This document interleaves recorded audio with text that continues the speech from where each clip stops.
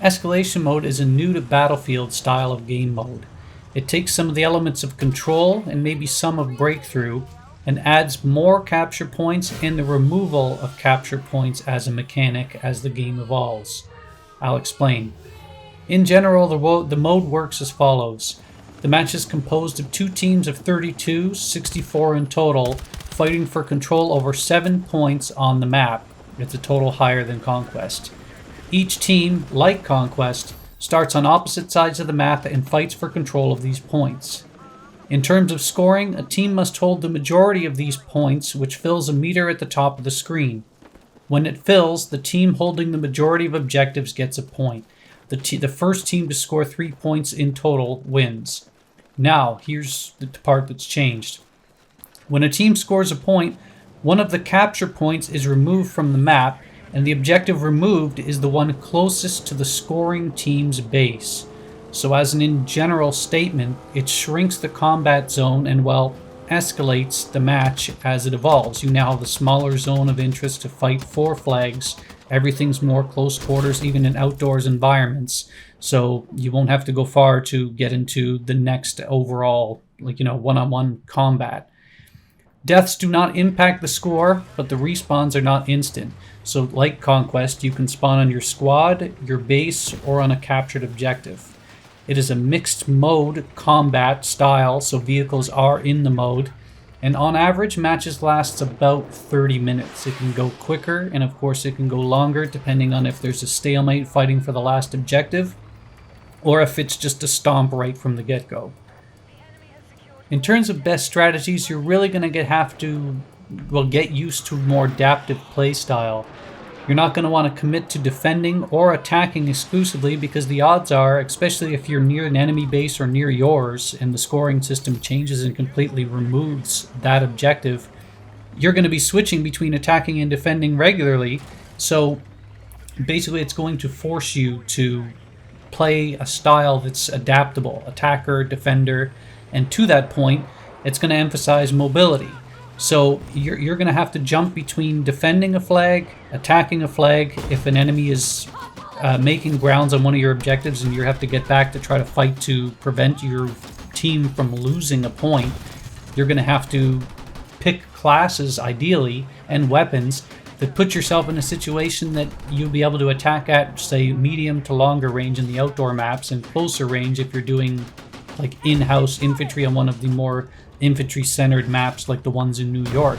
So knowing when to switch classes or knowing to build a particular class depending on where you think you're going to be most of the time is probably going to be paramount for your success. And with regard to team play, of course, I say it all the time on the channel, but being in your squads is huge for not only point gains, but being able to get back on spawn points, etc. It helps. But one of the keys is to not, as a team, spread yourself too thin between flags when overcommitting. You're virtually guaranteed to get the first 2 or 3, the enemy's guaranteed to get their first 2 or 3, and then the fourth is up for grabs. So naturally you'll see most games that have a bit of a stalemate when it comes to that 4th round. But you can prioritize getting to that 4th flag neutrally right on the match start, and hope later on maybe that you can back capture one of the enemy's team's flags if they're in a circumstance where everyone's in a stalemate fighting for the 4th. So the strategies are, there's plenty of different strategies. I think it goes beyond the scope of the entirety of the video, but you want to try to break the stalemates as best you can, whether that involves flanking or whether that involves just trying to brute force the enemy team back. But of course this is easier said than done, because you don't know exactly how their style is going to be when it starts, and you have to be adaptable to what they present to you. And that's kind of the balance, in effect, is it's a fine line between spreading yourself too thin to try to get as many of their flags and they immediately stomp you out and now you're behind in the count on the line, or it's staying defensive too much and they try to back capture you.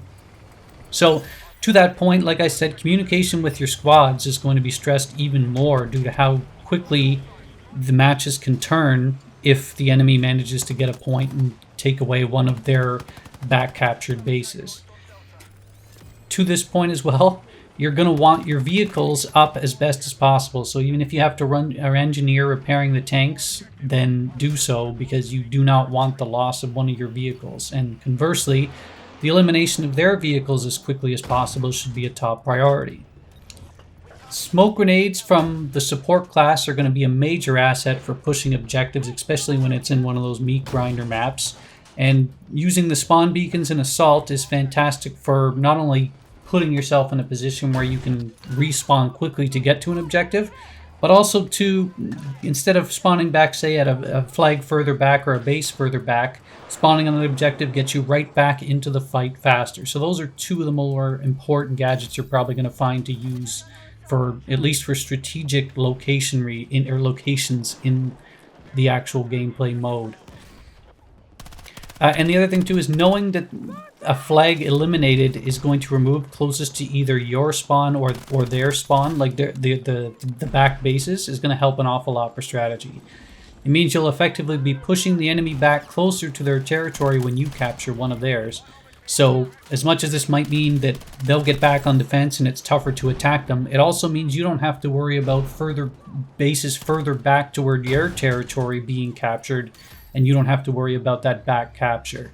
So there's plenty more strategy. We can get into it further if another video warrants it in the future. But in general, I think it's an interesting new mode. It really stresses mobility, it stresses adaptability, and when it gets down to, say, a final 3-flag situation, it can be a combo of both breakthrough or rush at the same time as being sort of similar to Conquest, because you both have to have some element of defense and not lose yours, but you have to go and capture theirs to win.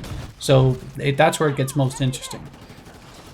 And plus, with the confinement of the map, it becomes more close-quartered, even on outdoors maps, because of this. So again, adaptability and a mix of defense and attacking, and that, I know that's a general statement, but I can't give you more advanced notice when it comes, or advanced advice when it comes to particular styles, because, well, it's chaos. There's adaptability to it. It's knowing what the enemy's presenting and providing a counter to it without also anticipating that they might try to counter it as well. That's that. If you've played it, let me know what you think. If it's too much clustered, if there's glitches, because I have heard glitches where tank spawns just aren't occurring for some teams. I don't think I've encountered that myself, or I haven't paid attention to it, but I do note for these things. So yeah, let me know what you think. Have a good day.